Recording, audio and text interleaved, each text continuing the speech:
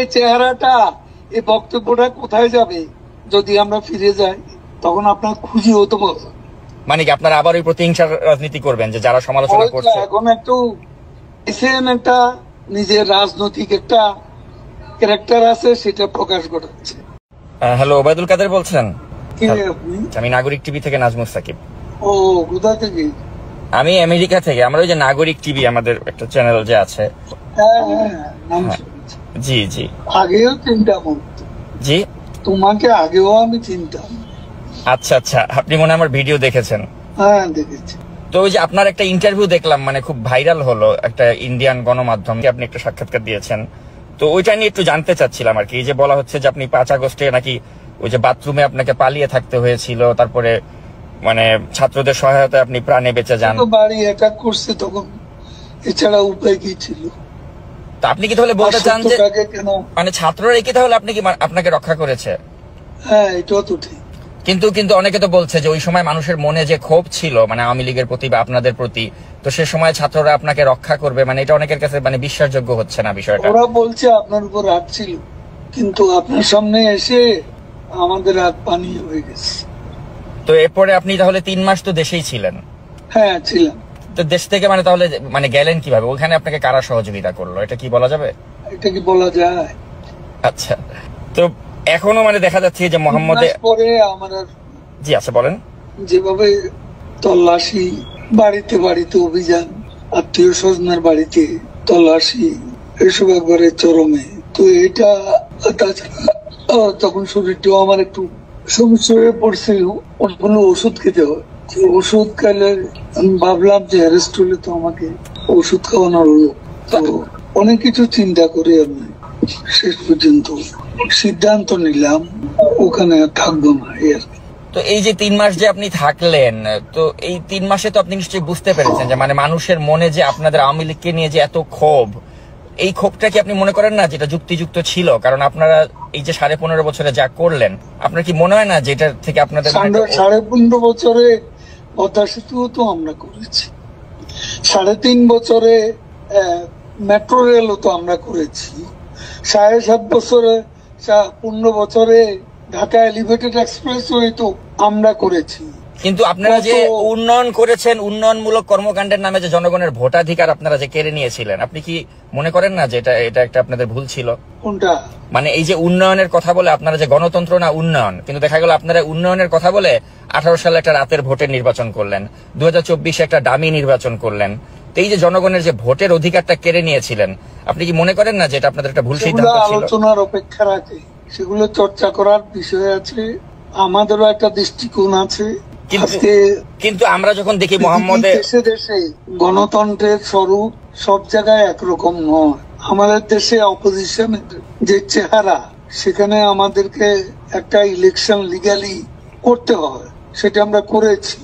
এটা কিন্তু উন্নয়নকেও আমরা, দেশের মানুষ যা চায়, আজকে আপনি অপিনিয়ন পোল নেন, বেশিরভাগ লোক শেখ হাসিনা আবার আসুন এবং শেখ হাসিনাকে আমরা চাই, এই কথা আজকে মানুষের মুখ ইলেকশনটা হলে বুঝবেন না। কিন্তু এটা তো আপনি যেহেতু আওয়ামী লীগ করেন আপনি সেটা বলছেন, মানুষ শেখ হাসিনাকে বলবে। কিন্তু পাবলিক পারসেপশন হচ্ছে যে আপনি দেখেছেন যে শেখ হাসিনা যদি সত্যি মানে ওই সিচুয়েশন থাকতো, দেশে থাকতেন, ওনাকে তো দেশ ছেড়ে পালিয়ে যেতে হয়েছে। তো এটা কি তার রাজনীতির জন্য একটা লজ্জাজনক অধ্যায় না? আমি এটা মনে করি না। তখন তার বেঁচে প্রয়োজন ছিল, কারণ তাদের সেদিন প্ল্যানই ছিল তাকে কিল করবে। আচ্ছা, বেগম খালেদা জিয়াও তো মারাত্মক শারীরিকভাবে অসুস্থ ছিলেন, কিন্তু কই উনি তো কম্প্রোমাইজ করেননি, উনি তো আপোষ করেননি, উনি তো দেশেই থেকেছেন, তাকে চিকিৎসাও করতে দেননি। হ্যাঁ, কিন্তু উনি তো আপনাদের সাথে কম্প্রোমাইজ করলে তো আপনারা তাকে বিদেশে যেতে দিতেন, তো তিনি তো কম্প্রোমাইজ করেননি, কিন্তু আপনাদের নেতৃত্ব কম্প্রোমাইজ করে ভারতে চলে গেলেন। কম্প্রোমাইজ করে যায়নি, তাকে বাঁচার দরকার ছিল, সেই জন্য চলে আসছে। কিন্তু আপনার কি মনে হয় না যে আপনারা ওই সময়টাতে যখন শাসনভারে ছিলেন তখন আপনারা এমন সবকিছু, বাংলাদেশে অপিনিয়ন পোল নেন, মানুষ কাকে সমর্থন করে, আমি সেই কথাই যাচ্ছি। আচ্ছা, সেটা ঠিক আছে, এটা আপনি যেহেতু আওয়ামী লীগ করেন আপনি ভাববেন বা বিশ্বাস করবেন যে আপনার দলের প্রতি মানুষের সেবা পাবো কেন? দেশে পাবলিক অপিনিয়ন কোন জায়গা, এটা কি আপনি জানেন না? এখন আপনি একটা দলের সমর্থক হলে তো জানবেন না, এটাই সব। না, আমি কোন দলেরই সমর্থক না, আমি যখন আমি কখনোই বায়াস না। অ্যাজ এ জার্নালিস্ট, তখন আপনি ঢালাও অভিযোগ আচ্ছা আচ্ছা, সাংবাদিক বলতে আপনারা কি, সাংবাদিক বলতে মানে কারা বায়াস ছিল না? এই যে আপনার নাইমুল ইসলাম খানের মতো লোকরা, বা যারা ওই যে শেখ হাসিনার প্রেস কনফারেন্সে গিয়ে ভালো ভালো কথা বলতো, তাদের কথা বাদ, আপনি নিজেই বায়াস। আমি সবার কথা তো বলছি। আচ্ছা, আপনি আমাকে বায়াস বলেন? আপনি নিজেও তো সাংবাদিকতা করেছেন, তাই না? আপনি নিজেও জানেন যে সাংবাদিকদের কাজ হচ্ছে প্রশ্ন করা। আমি ওই প্রশ্নটাই আপনাকে করছি। তো সেজন্য আমি প্রশ্ন করে লাভ তো নেই। প্রশ্ন করে যা নেবেন সেটা লিখতে পারবেন, কারণ আমি আওয়ামী লীগের যে সেটা আপনি প্রচার করতে পারবেন না। আমি অবশ্যই প্রচার করতে পারবো, এবং আমি যেটা কথা আপনার সাথে হচ্ছে পুরোটাই আমি আনকাট প্রচার করব। কিন্তু আমি যেটা জানতে চাই যে আপনাদের কি এখনো কোনো অনুশোচনা বা আত্ম উপলব্ধি হয়েছে যে আপনারা যা করেছিলেন সেগুলো সঠিক ছিল না? না, আমাদের আত্ম উপলব্ধি, আমাদের আত্মসমালোচনা থাকতে পারে, এবং সেটা নিয়ে আমরা চর্চা করব যখন আমরা দেশে ফিরব, এবং সেখানে আলোচনা করে ভুল হয়ে থাকে আমরা ভুল স্বীকার করব, সেটা দেশে বিদেশে বসে। কিন্তু দেশে কি যাওয়ার মতো বাস্তবতা আপনাদের হবে আদৌ? কারণ আপনাদের নেতাকর্মীরা সবাই তো মানে পলাতকই বেশিরভাগই, কাউকেই তো আমরা দেখতে পাচ্ছি না। আদৌ কি দেশে আসার মতো কোনো সিচুয়েশন কখনো হবে আপনার মনে হয়? The sun rises every day, but denied before. তো আরেকটা প্রশ্ন করতে চাই, আরেকটা প্রশ্ন আপনাকে করতে। এটা তো আপনি জানা, এটা ইংরেজিটার বাংলা। একটু ভাবেন, এ ধরনের অবস্থা থেকে we can get out of this মানে আপনার enemy position. এখন আমরা যে অবস্থা আছি, we can get out of the gutter. আমি সেটাই মনে করি। না, সেটা ঠিক আছে, আপনি গাটারে পড়ে গেছেন, গাটার থেকে you can get out of the gutter, ওই বিশ্বাসটা আপনার আছে। কিন্তু কথা হচ্ছে এই গাটারে আপনারা পড়লেন কেন? হ্যাঁ, তো ওই উপলব্ধিটা কি আপনাদের হয় যে এই গাটারে পড়লাম কেন? গাটারে পড়েছি নিজেদের স্বেচ্ছাচারিতার কারণে, ভোট চুরি করে ক্ষমতায় থাকার কারণে, অপোজিশনকে কোনো স্পেস না দেওয়ার কারণে। তো এই উপলব্ধিটা না আসলে কি আপনি মনে করেন যে বাংলাদেশে আসলে রাজনীতিতে প্রত্যাবর্তন করা সম্ভব? আমি আপনাকে বলছি, মানুষ এখন কেন মনে করছে, এমন আন্দোলনে যারা অংশ নিছে, সেই জঙ্গি উত্থানে, তারাও তো এখন কেন মনে করছে তারা ভুল করেছে? আচ্ছা, তাই যদি হয় তাহলে মানুষ যদি আপনাদের পক্ষেই থাকে তাহলে আপনারা কেন দেশে আসছেন না? সময় হলে দেখবেন। আচ্ছা, আরেকটা প্রশ্ন একটু আপনাকে করতে চাই যে আপনাদের সময় তো অনেক ব্যবসায়িক দুর্বৃত্ত ছিল যারা আপনাদের প্রশ্রয়ে অনেক টাকার মালিক হয়ে গিয়েছিল। We are waiting with bated breath দেশে আসার।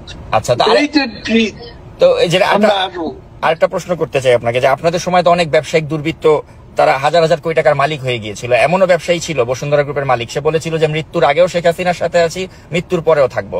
কিন্তু তার পত্রিকাতে এখন দেখছি আপনাদেরকে এভাবে সমালোচনা হয়।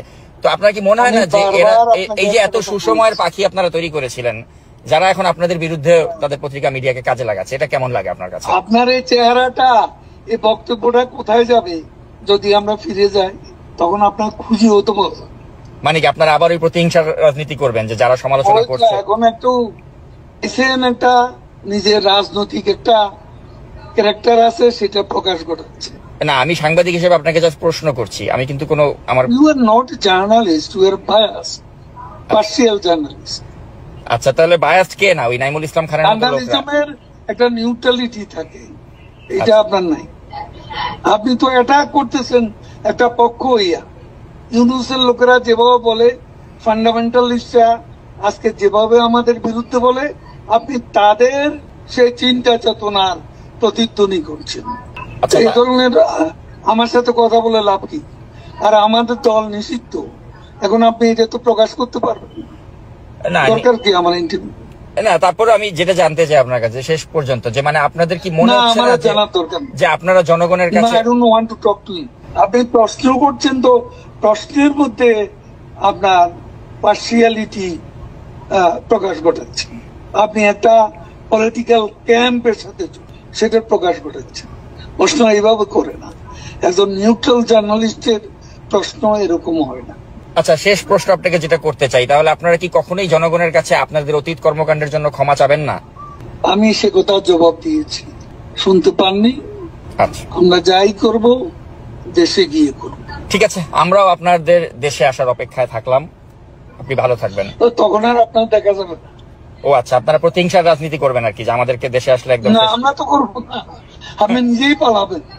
ও আচ্ছা আচ্ছা, মানে আপনাদের আপনি নিজেই পালাবেন, মানে আপনাকে কঠিন কয়েকটা জার্নালিস্ট হ্যাঁ, নিজেই তো মানে আপনাকে কঠিন প্রশ্ন করার অপরাধে আমাকে দেশ ছাড়তে হবে, মানে ওই আগের বাংলাদেশটাই কঠিন আপনারা। প্রশ্ন, শত্রুতামূলক প্রশ্ন, কঠিন প্রশ্ন। আচ্ছা, আপনি আমার প্রশ্নকে শত্রুতামূলক মনে করছেন, কিন্তু আমি আসলে সাংবাদিক হিসেবেই আপনাকে প্রশ্নগুলো করলাম। উনি সংযুক্তি বিচ্ছিন্ন করে দিয়েছেন।